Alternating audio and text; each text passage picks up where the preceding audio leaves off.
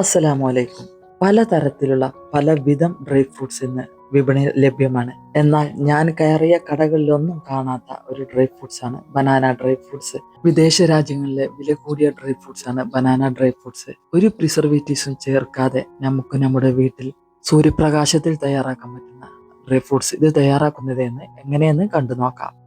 അപ്പോൾ ഇതിനായിട്ട് തിരഞ്ഞെടുക്കുന്ന പഴം നല്ല ആരോഗ്യമുള്ള നല്ല നേന്ത്രപ്പഴമായിരിക്കണം. നല്ല പോലെ തന്നെ പഴുത്തിരിക്കുക വേണം. തൊലിയൊക്കെ ഇങ്ങനെ കറുത്ത് വരുന്ന സ്റ്റേജ് ഉണ്ടല്ലോ, ആ സ്റ്റേജിൽ എത്തുമ്പോഴാണ് പഴത്തിന് ഇതുപോലെയുള്ള നല്ല ഗോൾഡൻ കളറിൽ കിട്ടുന്നതും. പഴത്തിന് പഴുപ്പ് കുറവാണെങ്കിൽ ഇത്ര തന്നെ കളറ് പഴത്തിന് കിട്ടൂല കേട്ടോ. തന്നെയല്ല ഇത്ര തന്നെ ടേസ്റ്റും ഉണ്ടാവില്ല. അപ്പോൾ ഞാൻ പറഞ്ഞതുപോലെയുള്ള പഴം എടുത്ത് ഒരു പഴത്തിന് മൂന്നാക്കി മുറിക്കും.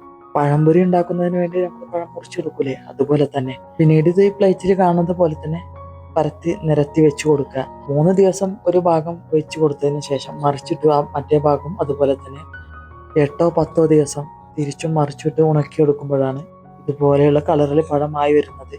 തന്നെയല്ല നമുക്കിത് ദീർഘകാലം സൂക്ഷിച്ച് വെക്കണം എന്നുണ്ടെങ്കിൽ ഇത് നല്ല പോലെ ഉണങ്ങിയേ തീരൂ. ഉണക്കിയെടുക്കാൻ പറ്റുന്ന ഏറ്റവും നല്ല ടൈം ഏപ്രിൽ മാസത്തിലെ വെയിലാണ് കേട്ടോ. ആ വെയിലാണ് ഇത് നല്ലപോലെ ഉണങ്ങി കിട്ടുന്നത്. എന്നിട്ട് ഇതുപോലെ 10 ദിവസം കൊണ്ടൊക്കെ നല്ലപോലെ ഉണങ്ങി കിട്ടിയ ശേഷം ഇതുപോലെ ഒരു ജാറിലാക്കി നമുക്ക് സൂക്ഷിക്കാം.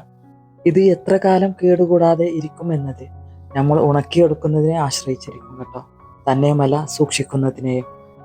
നന്നായി പഴുത്ത പഴമാണെങ്കിൽ തേനൂറുന്ന മധുരം ഇതിനുണ്ടാവും ഉണങ്ങി കഴിഞ്ഞിട്ടുണ്ടെങ്കിൽ.